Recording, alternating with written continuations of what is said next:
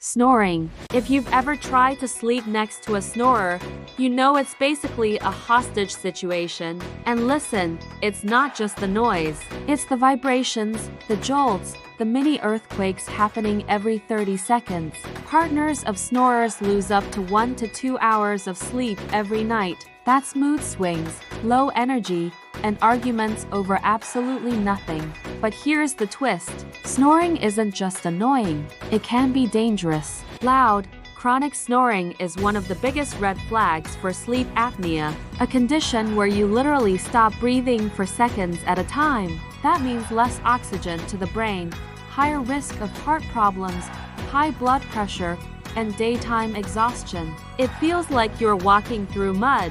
Snoring happens when the airway gets too narrow. It could be sleeping on your back, nasal congestion, alcohol before bed, being overtired, or just genetics. Good news, you don't have to suffer. Here are quick fixes that actually help. Sleep on your side.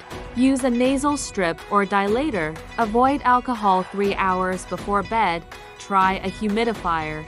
Lose a bit of weight if recommended. And if snoring is loud or daily, get checked for sleep apnea. So if you snore, or you love someone who does, don't ignore it. Your sleep, your health, and your sanity matter. Now you take action and finally get a peaceful night.